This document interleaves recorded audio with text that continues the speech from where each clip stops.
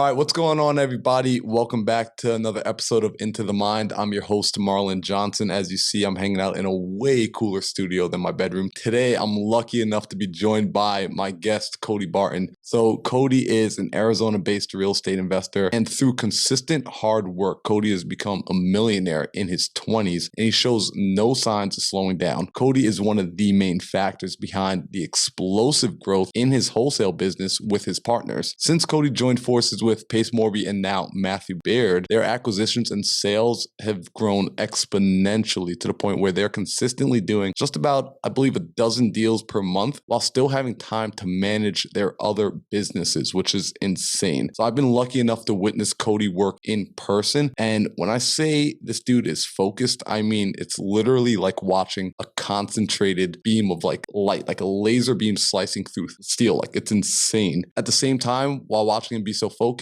he makes me want to work harder, but I also feel like I'm just chilling with my homie at the beach. Today, we're going to dive into how Cody got started down the entrepreneurial path, what challenges he's faced along the way, the mindset he had to cultivate in order to produce a seven-figure business, the new challenges that are arising with scaling, and the importance of knowing yourself and your skill set. Cody, welcome to the show, bro. Dude, happy to be here. Excited to chat with you about this today, man. Thanks for having me. Dude, of course, man. I want to dive into it, man, because you have like an interesting story and it didn't just start in real estate investing. So around when you were younger, around 17, 18, you actually have stepped into multi-level marketing. What was that like? I mean, for me, it was more of like, I didn't like school. I didn't like junior high and high school is when I started realizing I'm like, I don't really enjoy doing school. I don't have much of an interest here. And I just wanted to make money and I wanted to do things that I wasn't able to financially. And so that was where my interest always was through high school. And so I was always doing different things to make money however I could. When I was 17, my sister actually joined this network marketing company and she introduced me to it. And I was like, oh my gosh, this is so cool. I could do something where I can get paid based on like the results that I produce. Like I don't, have to wait years to be able to make money. I got started and, like most people, I struggled the first, 3, 6, 9 months as I was starting off, but I got, some traction going. Before I graduated high school, I was, making almost $4,000 a month and I'm like a senior and I'm like, why would I even go to college? I dropped like my classes that I needed to be able to get into college because I was like, I'm not going to college. Like I got the plan now. I was taking a really light schedule for my senior year and I was just like, this is what I'm going to do. And so fast forward a few years into doing that, I built a team of a few thousand people all over the world. I spent a lot of time in Europe and Norway, Sweden. I had, 1,000+ people and teams out there. I, spoke at conventions in Vienna, Austria. I had teams in Australia, New Zealand that I worked with all over the United States as well. So I built that for a little over 4 years, like from like 17 to 21. Learned a lot of great lessons, networked with a lot of great people, which was probably the biggest thing that came out of that was the network that I gained and the friends that became lifelong friends and like business partners long-term and mentors long-term as well. That kind of, was that initial starting phase, I guess you could say, into entrepreneurship for me. Dude, I never knew the story went that deep. And it's funny because I was going to bring it up because I heard somewhere that like you at one point used to speak and do gigs and like be on stage as a speaker, which is insane. I didn't know that it was taking you all over the world and that you were doing that for about 4 years. So yeah, you said something, right? Essentially like the network, right? Like of what one of the big takeaways was this network. And even over the weekend, you said something to me about like the campfire analogy, right? Of being closer to a fire. Mm-hmm. How like important is that ability to go and find the right people to be around? It's the most important thing because your friends, the people you associate with and communicate with on a consistent basis are what's going to determine your life. It's like birds of a feather flock together. People that are similar in mind, similar interests, they typically start to, find themselves around other people with those similar interests. A lot of newer entrepreneurs sometimes have a hard time understanding that, and they continue to spend time with dream killers, people that have already given up on their dreams. So then when you tell them about your crazy dream that you have, they want to talk down to you, say that, what you're doing stupid. I mean, that was when I started in the network marketing business. My teachers made fun of me, would tease me in class. Kids that I was friends with, I lost friendship, then I gained new ones. It's one of those things where who starts with you isn't going to be always who finishes with you. You have to elevate the relationships to where you want to go in life. And so that was extremely important. My friends were all bums in high school that I was hanging out with. None of them are doing anything. None of them do anything now, 10 years later. Most of them are broke.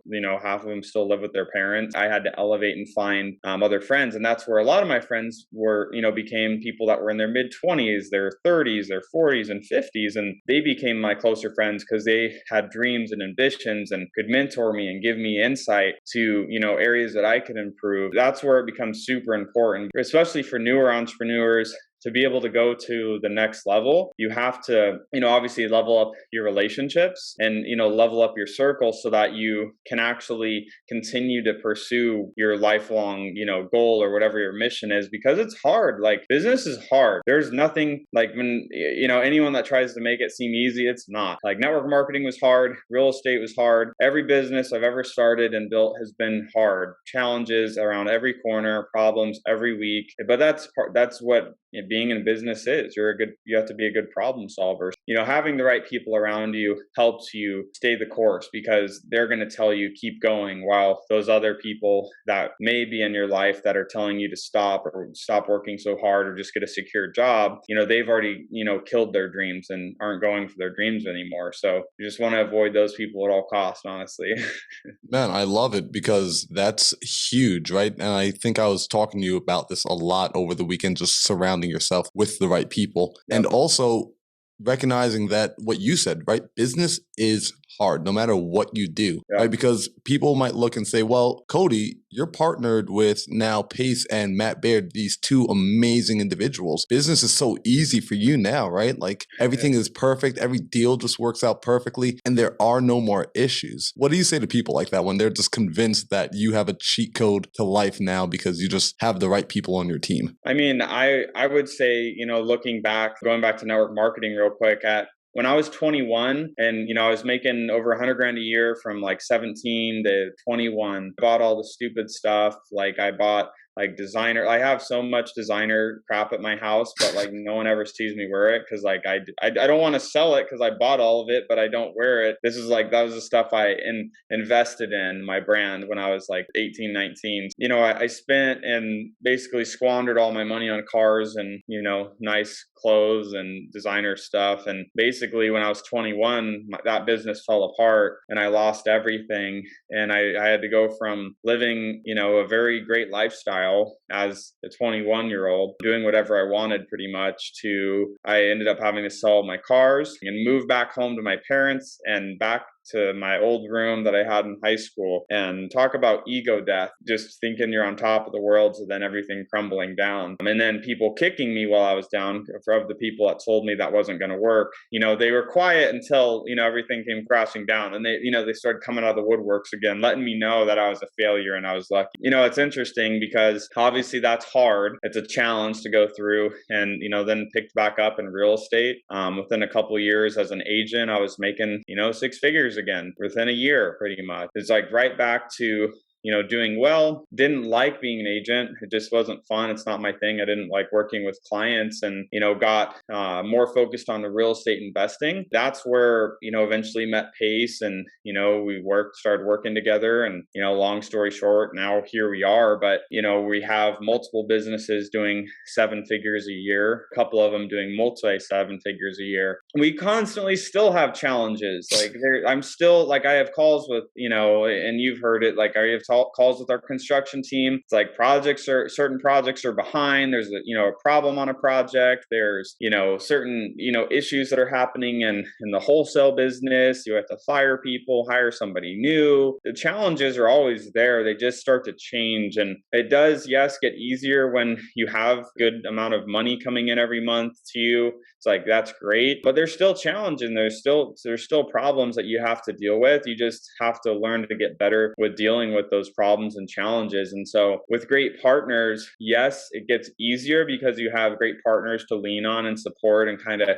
vent stuff to when, challenges are coming up. But the challenges don't go away. They're always there. You just get better at dealing with them. And I remember that's what you said. You're like, listen, like your job as an entrepreneur is go keep putting out fires, right? Yep. You are a fireman that's putting out fires, and the fires never stop. Yeah. And I was just like, I love that. And what's funny is you just answered a question that I was going to ask you, essentially, diving into what was one of the biggest challenges you went through, right? Having it all and then experiencing a place where it all disappeared, right? And seeing that everyone comes out and that's when they want to say like, see, I told you so. Yep. And having to create right. And you had to essentially cultivate and create an extremely resilient mindset, because I think that's even more difficult, right? The first level of difficulty is convincing yourself you can do it. Then the second level of difficulty is after it gets pulled away, convincing yourself that you can do it again. This may happen. Like, hey, I may lose it all again. Am I willing to go through it? You're someone that I feel like has a very strong mindset. You work on it. How important is cultivating a bulletproof mindset? How important is that to you? You still have hard days and bad days where it's just like so many things go sideways. Like people, there's problems, there's big issues that come up, and like where there's days where I get to the end of the day and I'm just like, oh my gosh, like this is what a day. But I just start telling myself different mental tricks, which they're kind of cheesy. Like, in my head, I'm like, wow, today was a character building day. So I'm like, I'm not like today was a crappy day. I'm like,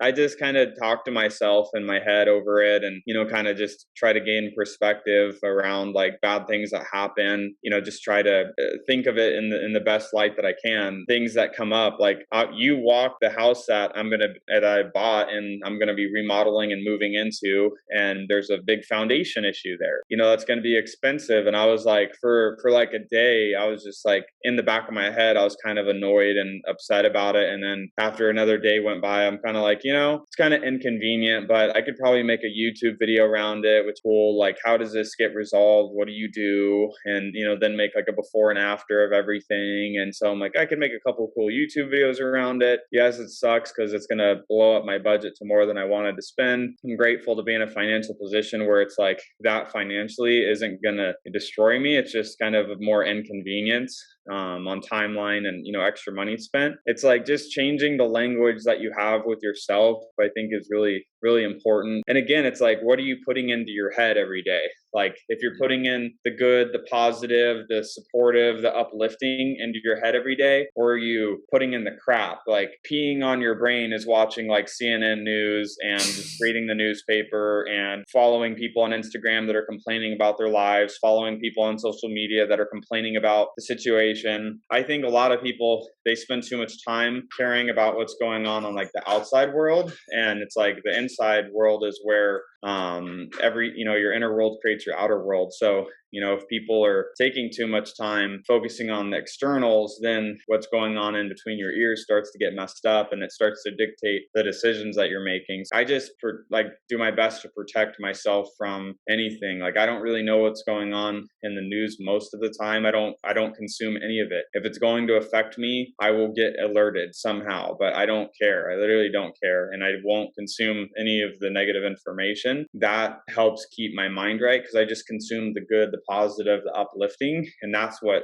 operates in my brain, while other people are living in fear and watching and consuming negative information, which is a big part of it. Just making that one change is a big difference maker. You're absolutely right. And it's funny because I had people, when I started cutting off the news, I had a lot of people tell me, how are you going to be informed? How are you going to do this? How are you going to do that? And I had asked them a very serious question. Well, how is what you watched today going to help me with what I'm trying to do, right? Like, can you solve this problem that I've been dealing with all day? No, but you've been watching the news all day. You're informed. Why can't you solve my problem for me? Or when I would ask them, hey, what did you learn? And they're like, I'm not really sure, but they're freaking out a little bit. They're getting panic attacks. They're getting this, they're getting that. And and it was just like, guys, like it's not helping. So it's cool to hear you say that you are able to cut that off and essentially you begin to curate what starts to come in. You filter what's allowed to come in so that you can continue the momentum. You continue to grow, which is it's vastly important. And I found even just like watching the people that you associate with while you're out here, everyone, although they're different, they're of similar thought process when it comes to that. When it comes to, hey, we've got to be very critical about who we allow into this, like Pace uses the word oasis. Oasis, yeah. Right? And it makes a lot of sense. As you've been evolving and elevating, what have you been doing to ensure that essentially the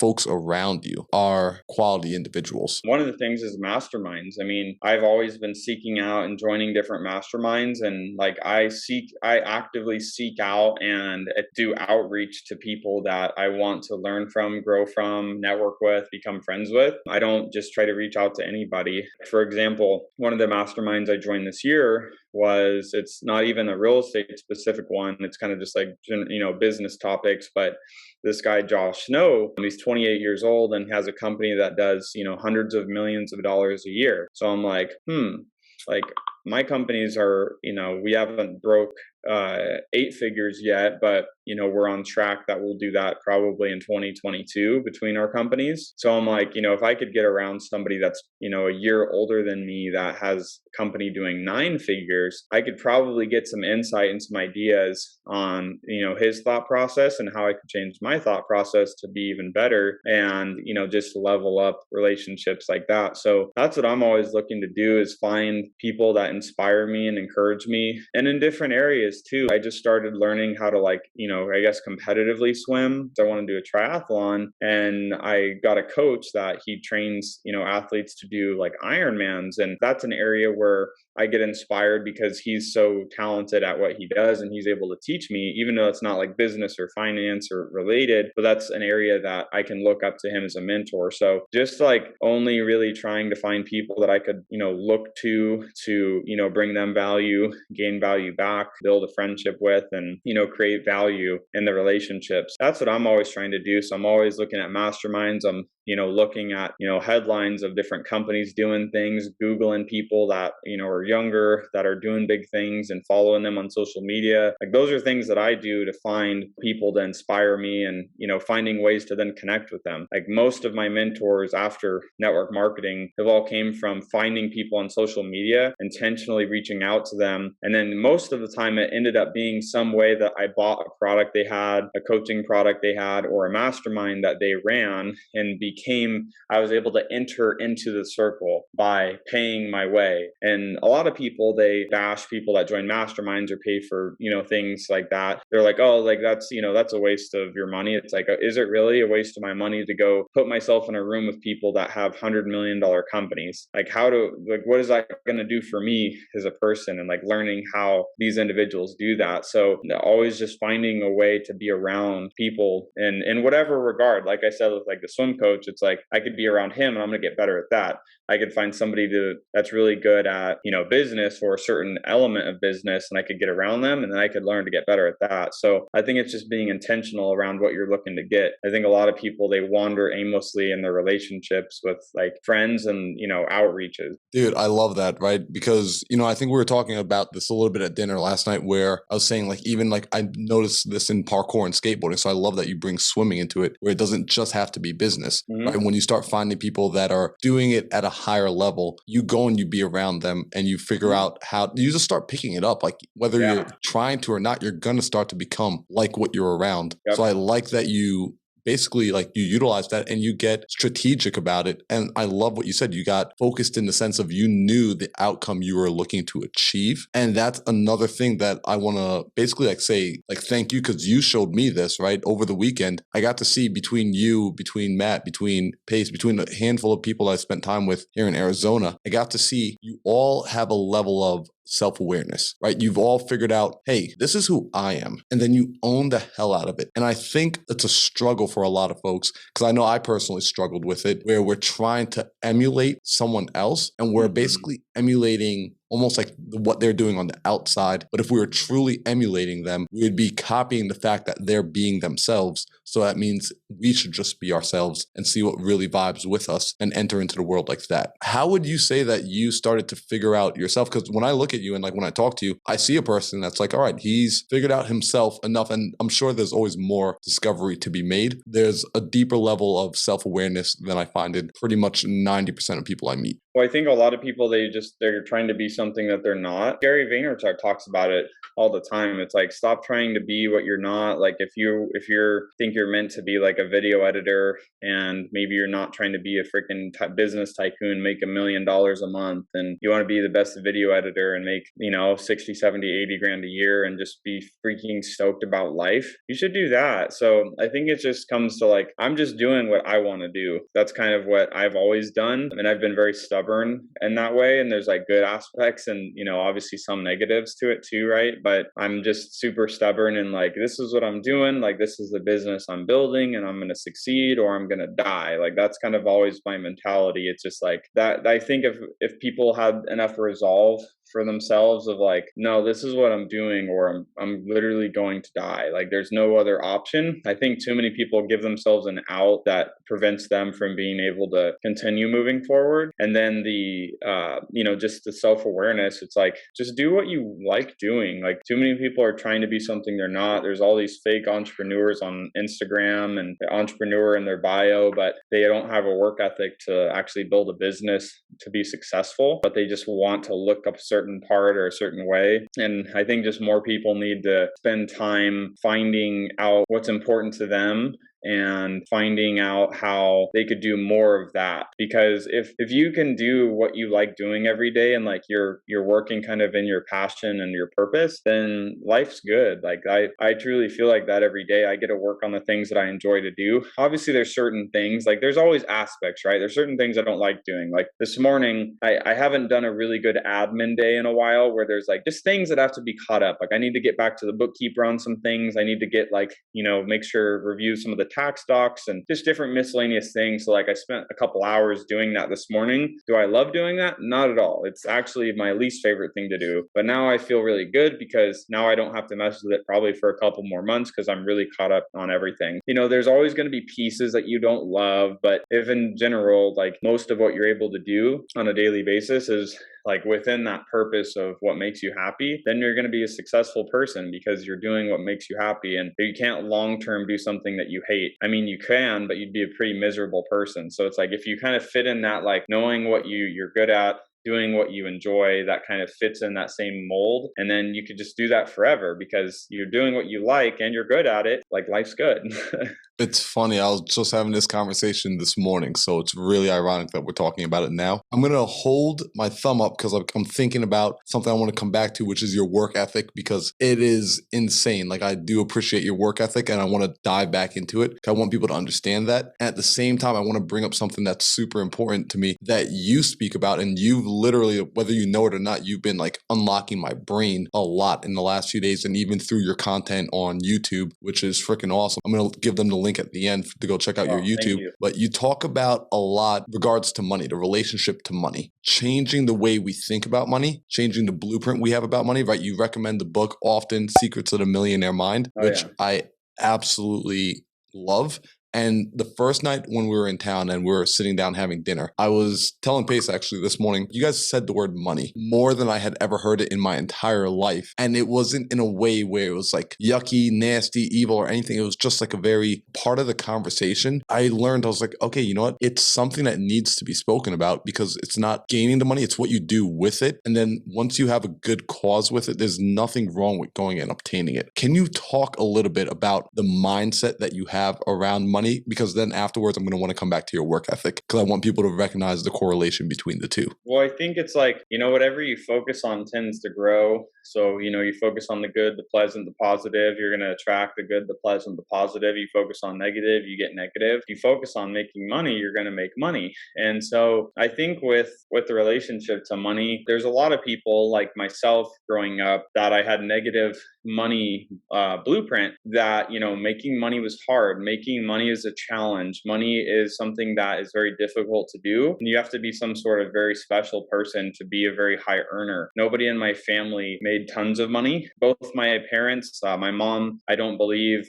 ever really made more than 100 grand a year. And then I think my dad, he'd make kind of a little over that. Once I was older, when I was younger, it wasn't even close to that. Like they were both working multiple jobs to support the family. We were living in a duplex in California when I was little. So there was just lots of negative conversations around money. Like my grandparents, I remember them saying like, they'd make like little comments about somebody that's like, a billionaire, and that they just must be evil to be able to, they must have taken advantage of a lot of people to be able to get to where they are. Money doesn't grow on trees. When I would ask for like certain presents for my birthday when I was little, just those little comments that a lot of people have heard, and like, people can recite them. It's like, money is the root of all, and then people fill in the blank, evil, right? It's like, no, it's not true. Money actually does a lot of good. If you're a good person, like, you're going to do good with money. If you're a bad person and you get money, you're probably going to do more bad things with it. I think people just have to kind of recognize like, where are they at with the relationship to money. And it's really sad when I see certain people and they have a horrible relationship to money. And, if I try to encourage them, if they ask for advice and then they kind of get defensive around their beliefs. And it's like, until you become self-aware enough of, okay, if I don't have any money, there's a reason. Like, obviously there's a reason I don't have money, or money is always a struggle. It's because I have something going on up here that's not allowing it to happen. Because remember, our inner world creates our outer world. And so if your inner world's all jacked up around money, you're never going to be able to have any money, because you're always going to sabotage yourself some way. You're going to build a business and it's going to crumble. You're going to get some money and you're going to blow it because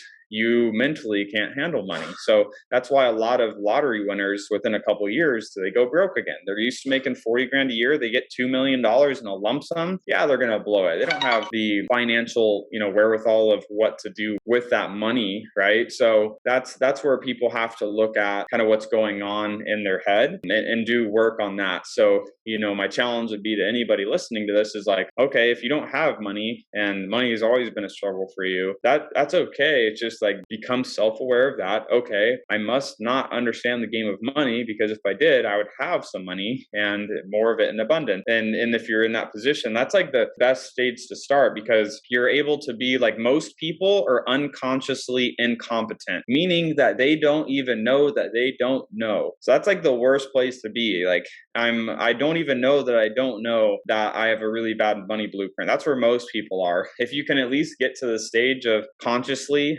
incompetent, like, I know that I don't know what I'm doing with money, like, that's a good place to be, because then you at least know and you're not in denial about it, right? Because if you can go to consciously incompetent, that means that there's a path to consciously competent, where then that you know what you're doing with money. And then you start to transcend over time to eventually unconsciously competent, which is where, you subconsciously, without even thinking, just know and have a good relationship with money that allows you to be successful financially and in continuation, where that's where people think, oh, you have the golden touch or the magic touch, or everything you do succeeds, right? So that's where that begins to happen. But it all starts from not even knowing that you don't know, to then going to, I know that I don't know, to then I know, and I know if I think about it, to then I know without thinking about it. So it's those stages that you have to go through. It takes time. Like, I've been studying money and, business and finance and these things since I was 16. I'm 27. So yeah, I've had some time to read a lot of books on it and talk to a lot of people with money and learn from them. So there's a lot to it. Dude, I freaking love it, man. You just laid out a whole blueprint. Hopefully people were listening to that and they go back and re-listen to that like 3 more times, because you really just laid out a blueprint. And it's funny, right? Because it's something that Jim Rohn says, right? If you want to be successful, study the successful. If you want to be healthy, study health. If you want to get money, study money. And the fact that you just said you've been studying it from the time you were 16, right? So essentially you put in over 10, 11 years of study on the topic, right? And it's in the last few years that you're really seeing it explode and really start to give fruit, right? You planted the seed all those years ago, and you just kept watering the seed over and over and over and planting more and more seeds. Now you're able to, come harvest time, reap, which is insane. I love it. And this is why I wanted to tie it back to the hard work and to the work ethic. You've now coupled the mindset with the work ethic. And for people that haven't seen you work before, you do get focused, man. The other night they were telling me a story about how when you were in the game as a real estate agent and how you were just at the phones, right? You were just dialing away just till your fingers bled. How when you stepped into wholesale, you would call Monday through Friday. And then on Saturdays, when the people who didn't pick up during the weekday, you would go and knock on their doors. Right? That's crazy work ethic. and you decided like, hey, it's a numbers game. I got to put in my reps. Let me put in my reps. A lot of times I think folks ask for the secret or the shortcut as a way of getting away from doing the work. The shortcut is do the work faster, do the work sooner. Yep. Just get the work done. 100%. And then like knowing, like I knew I wasn't the best at sales and I didn't like doing it either. So I'm like, all right, like I already know that I'm not great at the sales process, but if I do it consistently and I'm just doing the deal, like taking the action, results are going to come from it. And so that's what I did, was use that as my crutch, is like, I may not be the best, but I'm going to take the most swings, I can't remember where I heard the story from. It might've been like a Jim Rohn story, but this really resonated with me because this is where I was. It's like, I could be going against somebody that's maybe one of the better salespeople that is out there, and maybe they can close 9 out of 10 appointments that they go to, and maybe I only can close 1 out of 10. If we go on like a 30-day competition, I'm going to find a way to beat them. And you say, well, how can you beat them? They can close 9 out of 10 and you could only close 1 out of 10. Well, I'm going to go on 100 appointments and close 10, and they're going to go on 10 and close 9. It's like, I'm going to do whatever I have to do to get what I need from the result, from the business that I'm in. And I'm not saying that, yes, I want to go do sales and I want to do that, but it's like having like the conscious understanding that, hey, if I can only close this amount, I just need to do more of it so I can get that same result that I'm looking for, and being okay with that. Like, too many people, they compare themselves. It's like, you can look at Pace and where he's an amazing closer. And if people try to be like Pace and close the way that he can close, they're probably going to fail because he's amazing at doing it. It's like, there's not many people I know that are better. I can't think of anyone that's better at sales than Pace, honestly. Like, I just can't. It's like going in a competition with him, probably going to have your work cut out for you. It'd be pretty challenging to beat him, right? That's where, you just have to not try to compare, and instead just, know what you can do as a person, and then, take the action to get the best results that you can for your person and your talent level. I mean, that's so spot on. And like, I love it. Like you said, it's that mindset of, hey, if the way isn't quite there, right, I'm going to create the way, right? Recognizing like, all right, well, the simple way is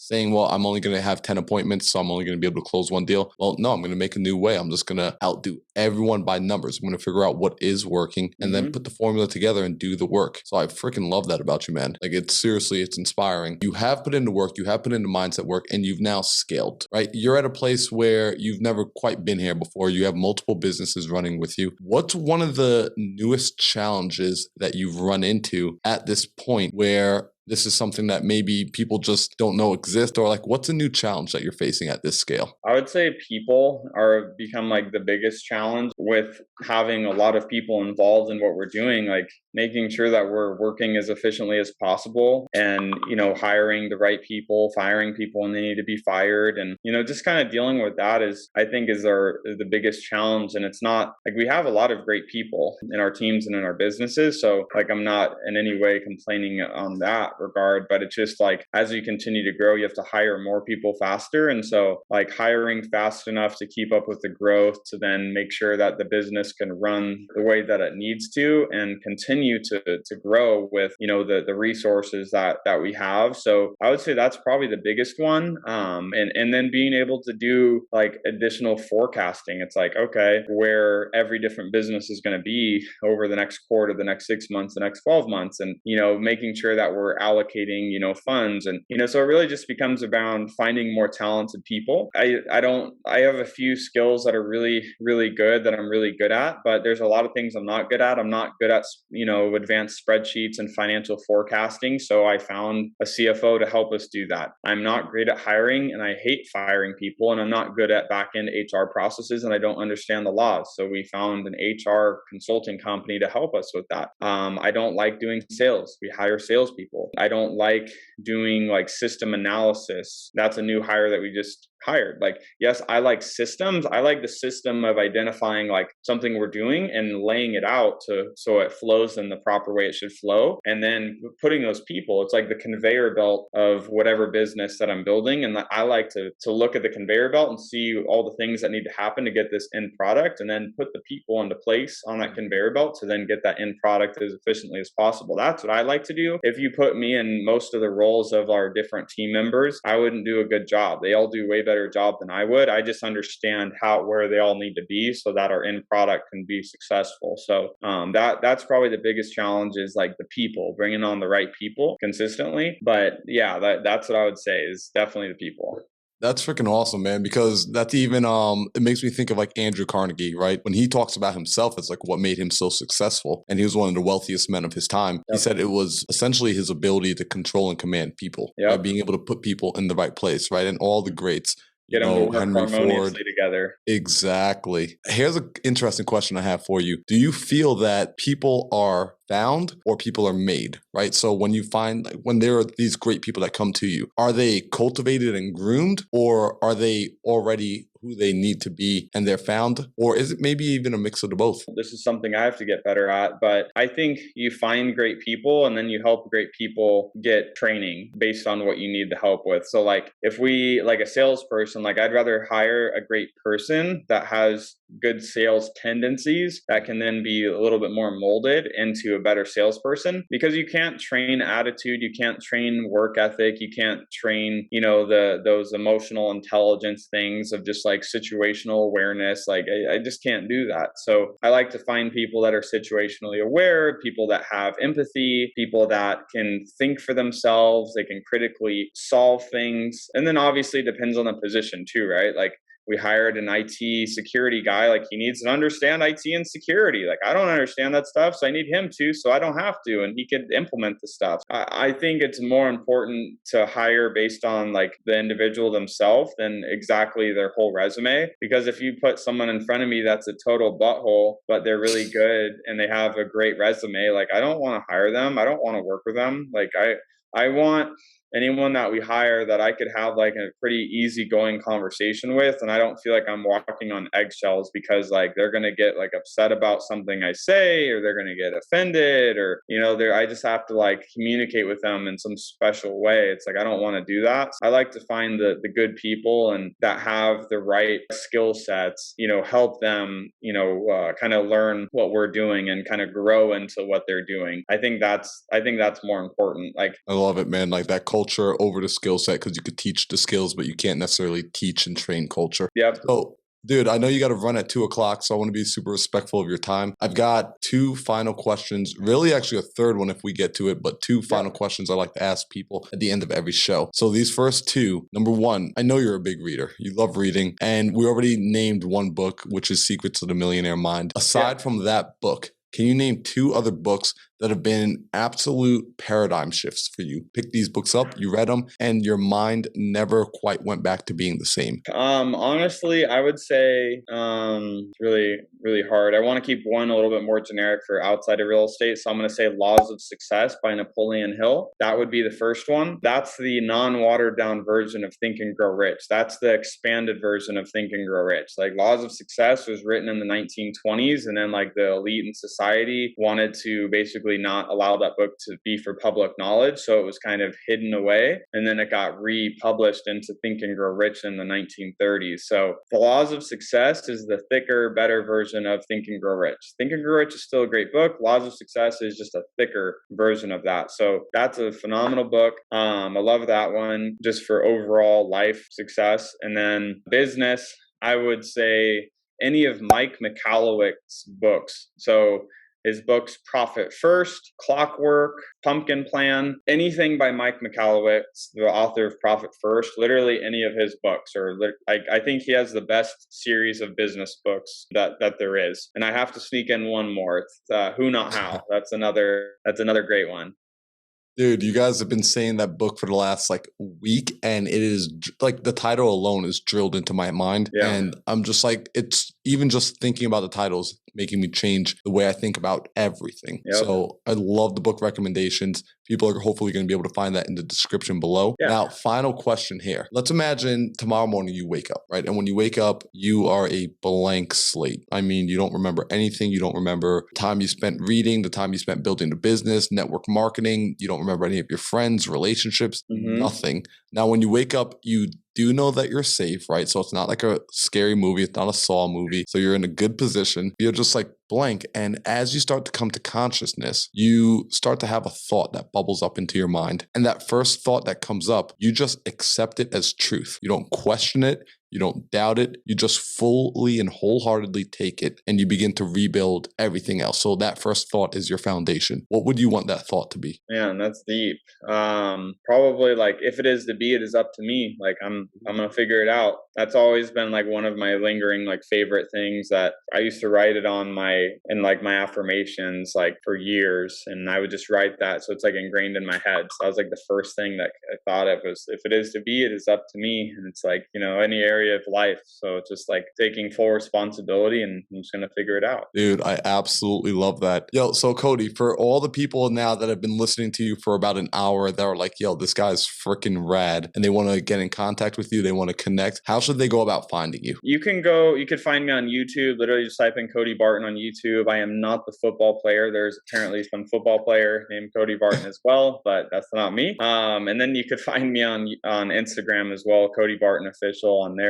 So those are the two best places where I'm most active to connect with. Awesome. So I'm going to put that in the description below for everybody so you guys can just click on the link, connect with Cody. If something resonated with you in this episode, reach out, let him know, send him a DM, tag him, and share the knowledge, pass it along. If it was helpful to you, share it with everyone else. And yo, really go check out Cody's page. I'm not kidding. It is just value upon value. Especially I love the videos where you break down the situation, you break down your mindset behind the business, you break down what you're working on, and even the ones where you break down how you think about money. Like those are my favorite because no one is ever brave enough to talk about that because everyone feels a weird stigma behind it. And it's been super helpful for me. So thank you so much. So Cody, I appreciate you for coming on, man. And I look forward to doing things with you in the future.